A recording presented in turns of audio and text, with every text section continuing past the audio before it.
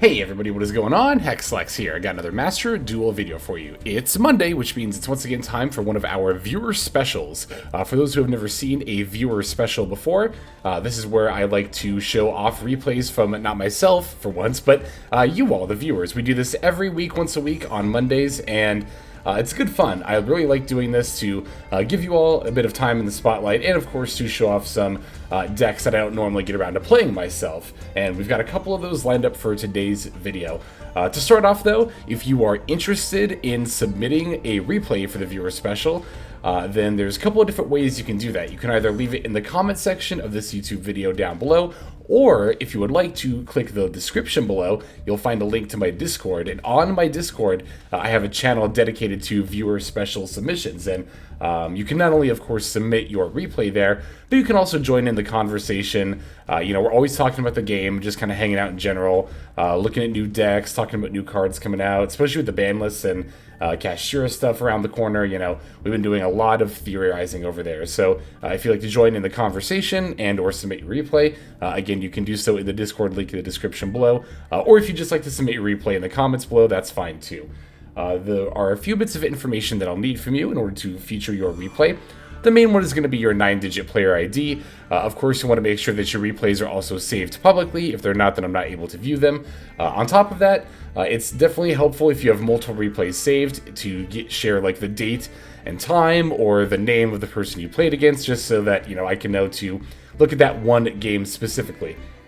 Of course, if you do have multiple different games you'd like to share, that's totally fine. You can submit as many different games as you like. I just ask that you don't spam submit the same game over and over again. But I do get around to watching just about all of these, even the ones I don't feature. So if you submit a replay, even if it wasn't on the video, I did very likely see it. And again, if you have more replays in the future, you can always submit new ones as well. That is completely fine. So we've got a selection of 3 replays to watch for today. So without further ado, let's go ahead and take a look at some of your duels.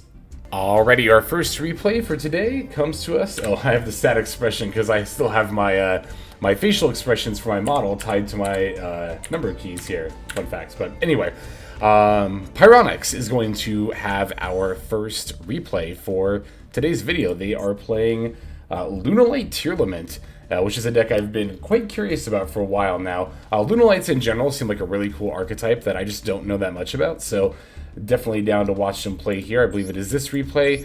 We're going to be seeing them face off against Runic Sprite, so definitely eager to see this. Runic Sprite is being forecasted by a lot of people to be one of the better Sprite variants in the new meta, but I think that might only be true for the first bit of it. Once the new selection pack drops, I think Gishki Sprite will definitely kind of eclipse them. So, okay, as always, I like to start off by looking at the extra deck, because we can't see the main deck, but we can at least look at the extra here. Oh, what is this? Bugenji, Kagusuchi. Let's go to see some of the top 5 cards of your deck to the graveyard. That's cool. Wow, so that's actually a pretty interesting way to kind of trigger some tier mills that I'd never seen before. Is this Bugenki? That's cool. Or Bugenti, rather. And then, yeah, we got some fusions, the tier fusions, etc., etc. Some more rank 4s, some generic rank 4s, and then some good generic links. Alright. The Lunalight Serenite Dance is one of the few Lunalight cards I am aware of, just because this card is pretty insane, isn't it? Yeah, because you can banish it from your graveyard and then special Lunalight from your deck, so that's pretty rad. Also, it sends as part of the effect and not the cost, so I believe that will in fact trigger some tier limit effects. Opponent's going to max CS, and we're totally fine with that. We're not even using the call by here, which actually does make sense because our hand does not really seem to have that many live plays. So, oh my god, 2 blue, normal summon blue, special blue, add carrot, makes sense here to counter the back row. Runic Slumber coming down next to special summon the Hugin. Wondering if our last card that we're not going to discard is going to be another Runic spell. I imagine it is. It's definitely a good thing we didn't give them any draws. Again, not that we really could have, but pitching the extra max C to add a fountain, going into the Gigantic Sprite with the Hugin and one of the blues. Summoning it in defense mode kind of makes sense. I mean, it does still have 3200 attack, even if it can't battle this turn because a Runic spell was activated, but opponent's probably just going to end up linking it off as a material anyway. So we're going into the Elf next. That's going to target Protect the Carrot. Makes sense. Wow, starters coming down now for red. Have we even used Jet? No, yeah, we jetted for the... That's right, we jetted for the starter, of course. So it does look like a Runic spell, and it's even Destruction, is going to be the final card in the opponent's hand. That's pretty brutal. It means they get to draw a whole bunch of cards here. Well, 2. I mean, that's still a good amount. Banishing their Max C. Makes sense. Looks like they hit our Lunalight Tiger and the Rhino Heart. Tiger is another one of the few Lunalight cards I am aware of because of the,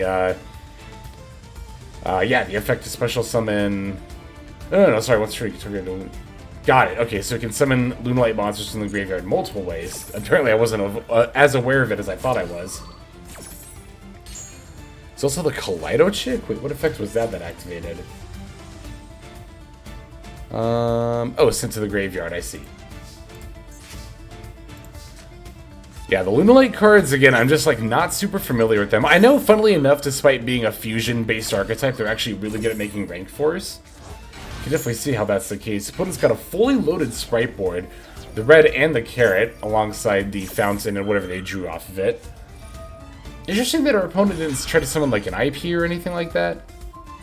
Wow, they have another Runic Destruction for our Soliac here. That's...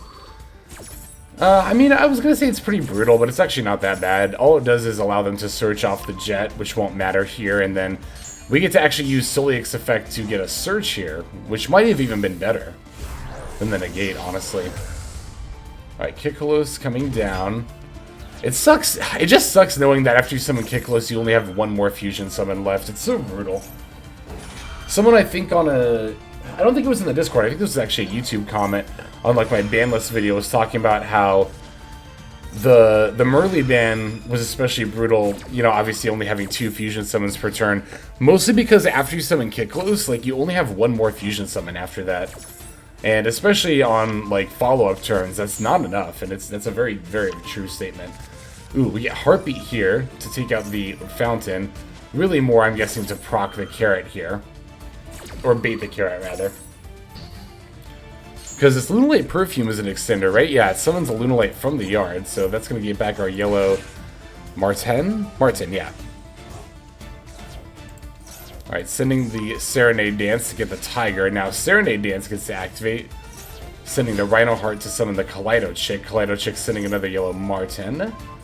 Kikolos is going to bring back the Rhino Heart by sacking itself. That will allow us to mill 5 as well as a specific monster here. We also have the rank 4 set up here too. Ooh, I saw a Keldo among other cards. That's really nice. Because of course we can target the 3 spells that are trying to be put back by the fountain and then prevent the draws that way. So here's the Kaleido Heart. Kaleido Heart's going to put back the fountain, and then now we're just going to go for a rank 4 anyway. Dugaris the Timeless. Dugaris, which effect are we using here, I wonder? The draw effect, okay. Sending the Droplet, placing the Lunalight Tiger, and using it to bring back one of our Lunalight monsters, the Kaleido Chick. Yellow Martin bouncing the Tiger to summon itself. Now we get to link with the same 2 monsters we used to make a rank for, which is cool. Dark the Dark Charmer Gloomy, placing the Tiger again, and it's a soft once per turn, which is a lot of the reason why Tiger is so good. Taking our opponent's blue, using Sephiroth, oh my god, to bounce the Tiger again. Now we're linking for the Curious, right? Because that was 3 monsters with different types. Yep. It's going to allow us to send a monster card from our deck to the graveyard. Fairy Tale Snow being sent. Curious milling a bunch of cards. Tiger once again being used to bring back the Kaleido Chick yet again. Now Fairy Tale Snow is going to end up banishing 7 to bring itself back. We could flip something down, but yeah, we don't really need to here. Is this Underworld Goddess then? Yep. White Woman Jump Scare! Activating the White Woman Jump Scare to negate the Gigantic, lowering its attack, but it was in defense mode, so it didn't super matter here. Summoning the Mothman, bringing back the Snow again. Now moving to battle phase. Kaleido Heart's going to battle over the Elf. Snow's going to take out the red. Oh, is this lethal? This is lethal, yeah. This is lethal with the Goddess as well as the Curious. Oh my god, that's insane. That's so good. Wow, you honestly might have convinced me here with this variant. I don't even think there was that many cards that I don't have that were being featured here that are like URs, so... who knows, maybe even after the Havness limit and Kelbeck ban, Tyr might yet still live on through the Lunalight variant. That was definitely a very convincing performance there, especially because our turn 1 was so lackluster, and then our turn 2 we just absolutely exploded with all the advantage out there. So, hell yeah, thanks for sharing. Much appreciated, Pyronux, and... let's go ahead and move on to our next duel here. Alright, so HexBots is going to be our next submitter here. I see her all the time on the Discord and on the streams, so huge shout out to HexBots. Goes by HexBots, I believe, on Twitch, and is HexBots on the Discord server. Yes, looks like that is the case. So, alright, she has a replay for us here. That's going to be this one where she is playing Pearly against, so I have to look here, it was against MathMech, so going to go ahead and see how this duel ended up playing out here. I'm very interested to see. Alright, looks like we are taking the second turn here. We open Maxi, so that's definitely good. This hand's not bad at all. We'll see how much the opponent actually ends up playing into the Maxi here. They're going to start with a Signet Mining, pitching the Dotscaper. It's a pretty good pitch, adding the MathMech Circular. Circular is going to be activating here. Okay, we're sending the Diameter. Normal summoning the Addition. This makes sense, though. This is, like, pretty typical of MathMech to do when under Max C, right? If you've got the Circular plus another level 4 Cybers you can summon, you can go into the Almbertian. You do give your opponent a +1 ultimately, but at the same time, as we can see here, the Super Factorial is completely set up. It's added to the hand, and also Diameter plus 2 other MathMechs are in the yard. So we're going to have to play around that. We did improve the search, which is nice. It's going to make it harder for the opponent to have follow-up. Naturally, going to start by special summoning the Fenrir here, adding another copy. Here is the Sleepy Memory. Sleepy Memory is going to summon a Pearly here. Pearly ends up excavating, both Delicious and Beauty, or Pretty, which is really nice here. Sleepy Memory for the Purlily this time. Purlily's effect is going to activate, getting the My Friend Pearly. We're really just waiting for our opponent to activate the Super Factorial, which is going to happen once the My Friend Pearly hits the board. Gonna Max C in response, get a couple of draws here, which is nice, or I think just the one, right? Yeah, because Super Factorial is like Revolt, where it does like summoning the materials and then the monster all as one effect, which... No, it is 2 draws. Wait, I'm mistaken. Is Revolt only 1 draw? Weird. I must be misremembering that. Anyway. Laplacian is going to not only be able to get rid of our field, but also has the Omni Negate effect here. Looks like we're chaining the Sleepy Memory in response, summoning another Purlily, and making it that much more difficult for our opponent to, I guess, stop our plays in that regard, because otherwise they could have just sent Purlily very easily. Okay, so we're negating the Pearly effect. Our opponent is, rather, with the Laplacian Omni Negate. So now we're activating Delicious. That will allow us to activate Purlily to target the Delicious. But Valor, they had a Valor too. That's going to end up negating that. We do still have Zeus plays here, assuming we have a rank 1 pilot in the extra deck.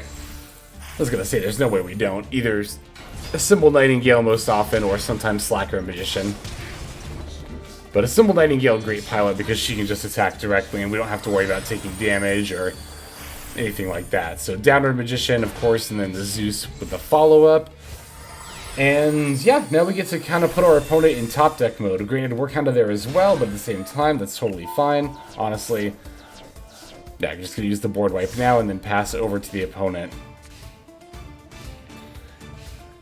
Alright, looks like they didn't top deck much of anything. I will say it might have been better to actually wait on the Zeus board wipe. It looks a little bit weird, but it kind of forces our opponent to commit to like a normal summon or summoning a monster out of their extra deck by using the 2 Xyz monsters on the field as materials. Because neither of them had materials left, right? They couldn't have battled over the Zeus or anything. Sometimes I like to do that. It can come back to bite you occasionally. It is a little bit... It's like very, very, very slightly greedy. But I also think there is merit to holding the Zeus materials and forcing your opponent to play into it. So... Alright, a couple of top deck turns here. Looks like the opponent didn't get too much of anything. They did have a Ghost Spell for our Pearl Leap, which is totally fine. My Friend Pearly activating here to grab a Pearly, which is going to find a Happy Memory, which we then get to add. Opponent's at 42, so it shouldn't be too hard to finish here. Unless the opponent has an Imperm. But actually, this should still be fine, right? Because we can Pretty Memory, pitch Happy to summon the Purlily, and then... Okay, so we're going to use Happy instead. It doesn't super matter here, I guess, because, again, we're just looking for enough damage to finish our opponent off. Yeah, it actually really doesn't matter which one we activate either way. Oh my god, they had a Valor as their top deck. Yeah, it didn't matter which one we activated, to be fair, because Purlily could have targeted either, but now we get to overlay into Princess Sprite, and that should be lethal. Or I guess any rank 1, yeah, that has enough attack points. But Princess Sprite has 1800, so... Oh my god, we even found the My Friend. But yeah, looks like they're just going to concede in response to that, which makes sense. Wow, that was a nice back and forth. It was a bit of a top deck war, but at the same time with the Zeus with 2 materials, I think we definitely commanded that top deck war pretty well. So, all right, nice, good stuff. Thank you for that submission, 8bots. Always nice to see from you. Let's go ahead and take a look at one more game here. Alright, and for our final submission, we have one from Mr. PLJ, who is a member of the Patreon and is actually subscribed to the coaching tier, which is very rad of him. Thank you very much, PLJ, and everyone else, of course, who is subscribed over on Patreon. We've got a duel against Goku-san here. We're playing Mathmech, right, I believe? Yes, we're playing Mathmech. And this was the rank-up game into Diamond, which is pretty rad. So let's go and take a look at that. Looks like we're going to be taking the first turn here. Opening diameter, circular, and equation, which definitely allows for quite a few plays. I saw someone, I think this was on Reddit or Twitter, somewhere where less than informed opinions tend to gather, was saying that Mathmech is like the least skill-expressive deck ever, and that's why circular should go to 1. And it's like, wow, tell me you've never played Mathmech without telling me you've never played Mathmech. To say this deck has 0 skill expression is, like, super disingenuous and also just incorrect. But I'm really not a fan of any argument. Like, if anyone tries to make a claim that a deck is skillless or doesn't have literally any amount of skill expression, then that's not a person who's arguing in good faith, ever. As we're seeing here, PLJ is being quite skill expressive by keeping up the Omni Negate on the Allen version as he's making his plays going into the Transcode Talker. We're going to use that to bring back the Splash Mage and then link that off with... Oh, wow. We're going straight for the Terahertz here. We're not even going to end on the Heat Soul. That's maybe something I should be doing more often as I play Mathmech. I'm pretty obsessed with summoning the Heat Soul to try to get some advantage off, but I will say there's a lot of merit to going straight for the Terahertz and having the interaction there. And oh my god... Our opponent's on Cosmic Cyclone? God, what is this, like... Actually, when did Runic come out? Was that, like, fall 2022, right? In Master Duel? I'm gonna say this, and looking back in hindsight, I can definitely say that I was 100% correct about this. It's never been correct, in my opinion, to tech Cosmic Cyclone in Master Duel. Even against Runic, I don't think it was ever correct. Like, even if you wanted the back row destruction against Runic, like, I don't know, I still think that the Feather Duster or the Twin Twisters was better. Even though I know that, the Cosmic Cyclone banishes, which gets around the Hugin, I don't think that was ever right, but... Opponent's got not 1 but 2 Cosmic Cyclone. This one, of course, is being used on the Super Factorial, which we will, of course, just go ahead and chain right now. You'll get a start Laplacian, which will not only get the hand rep here, but also have the diameter Omni Negate up, which is always nice, so. Alright, Laplacian is going to end up ripping, let's see, a Fenrir. Oh, that's a really good rip, honestly. Alright, so in response to the Unicorn Summon, we're going to send the Mirrologic Aggregator, which is the absolute correct timing, because now we get to negate the Aggregator directly in response to the Unicorn here. Opponent does have a Rice Heart, which I think we did see them add at some point. So we knew that was coming. We get to negate this effect here to adjust the Rice Heart's level up to 7, which means that our opponent cannot rank 7, or go into a rank 7 anymore. Oh, we're tributing for the Kashira Ogre, wow, to add the preparations. Yeah, I feel like the opponent's got to be pretty desperate in order to do that. Oh, and, oh no, that wasn't an imperm column. That was just me hovering over the monster zone. But in any case, oh my god, we're just gonna... We used the Wind Pegasus, so that went by kind of quickly. And I kind of forgot to point this out, but this is actually something that, even though, I was the one coaching PLJ, he actually taught me, which is one thing I actually really love about just interacting with you all in general, through these viewer specials, through the Discord, through coaching, etc., is that, I get to learn a lot from you all, including the Wind Pegasus ad Ignister tech in Mathmech. So we sent that to the graveyard on turn 1 when we summoned a Terahertz on turn 1, and because our opponent destroyed one of our cards, we got to shuffle back one of theirs, which is super awesome. So... cool tech, great stuff. I've actually, again, included it in my own Mathmech build, and I've been loving it ever since putting it in. So, thank you very much for the submission there, PLJ. And thanks everyone to everyone who submitted in general. Again, Just love seeing your submissions. I learn a lot from them, and I do watch just about every single one of them. And of course, this series would not be possible without viewers like you. Thank you. But that's going to go ahead and do it for this video. Let's move now to our outro.